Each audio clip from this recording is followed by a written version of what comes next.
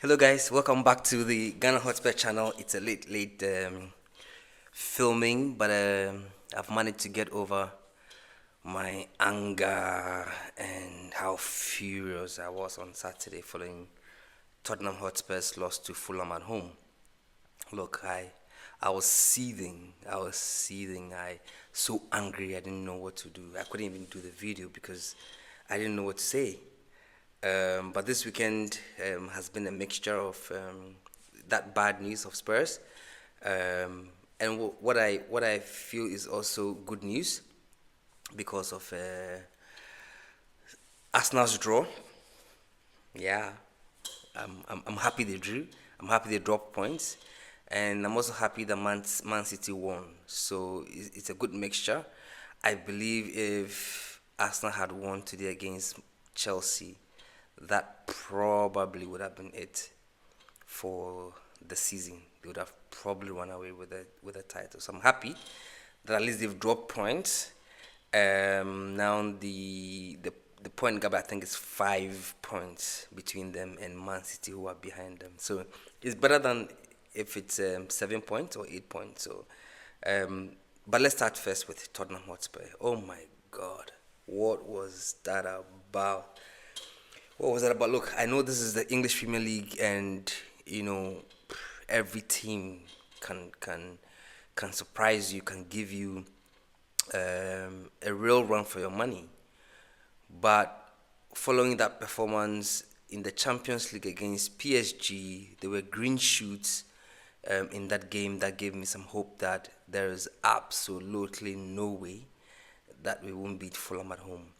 And I thought that the players will have that firepower to say, no matter what, we are not losing this game at home. I thought this would be um, the attitude going into that game. So I was really shocked that they lost that game. Fulham hadn't beaten Spurs at Tottenham Hotspur for more than 13 years or so, and they come and they beat us at home by 2 goals to 1. I mean, how? How?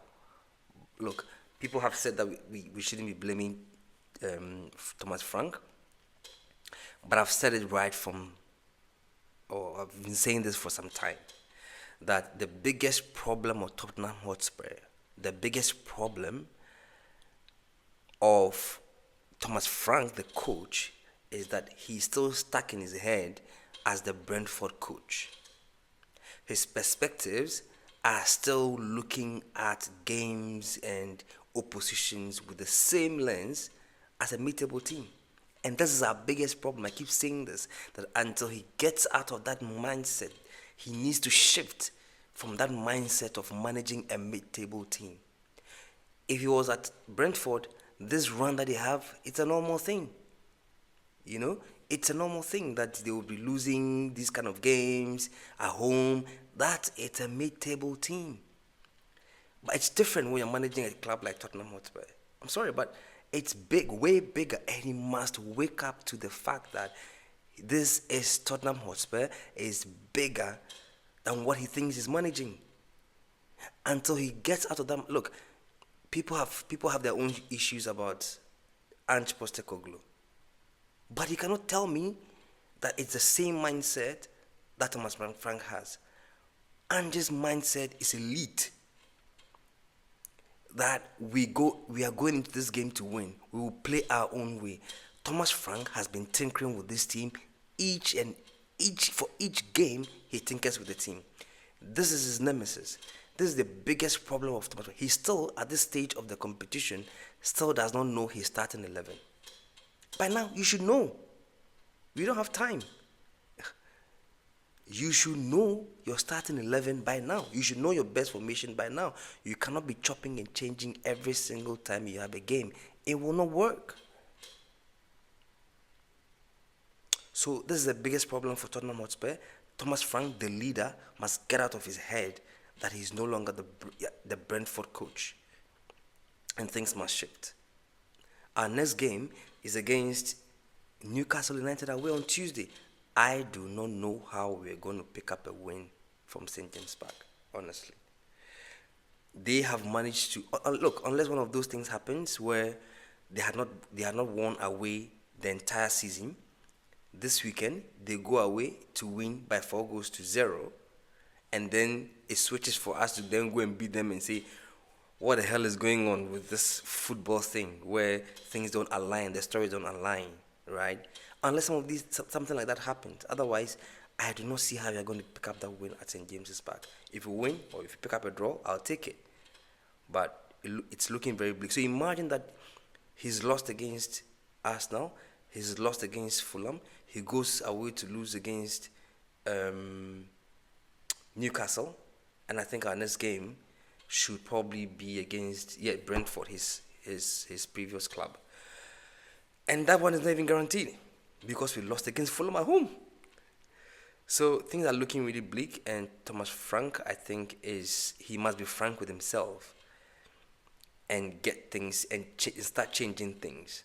He must find his first 11, an idea of a very good first 11, and start kicking this team into the next gear. Otherwise, he'll be out of this job in no time. Okay, Spurs aside, the good thing for me is that Arsenal dropped points today. I didn't really think that they were going to drop points. I thought they were, I still feel Arsenal is a very, very good side. And they are impenetrable, honestly. I was really surprised by Chelsea. After going down by one man, still managed to. I mean, I think the red card came around the 30th or 35th minute thereabout. But to play the entire game against Arsenal, the form that Arsenal is on, to play the entire game, being the more or the being the braver side in that particular game with 10 men, you couldn't even feel that Arsenal had a man advantage in that particular game. So kudos to Chelsea. Big respect to Maresca. He's learned from his mistakes. At the beginning of the season, you saw anytime they were down by a man, he would make some rash changes and they would lose or drop points as a result.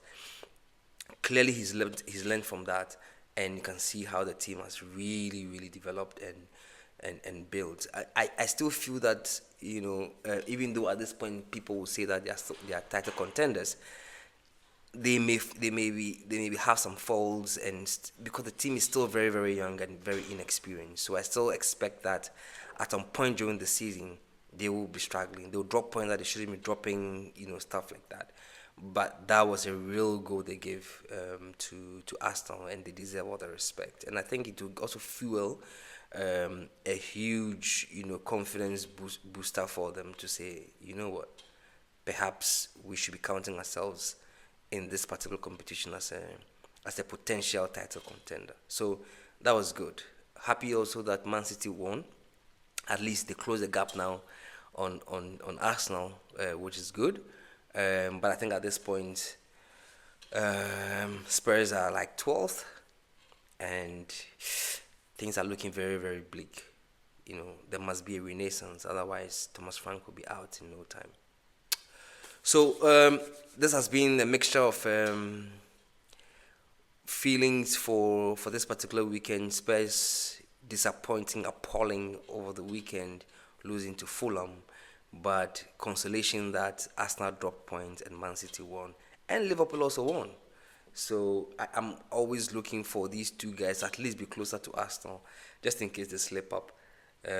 Because as you know, as a big Spurs fan, I cannot have Arsenal winning this league. Alrighty, thanks for watching. Make sure that you are liking this video, sharing the link. Let your friends get to know this is the Ghana Hospice channel. Thank you for watching. Come on, you Spurs.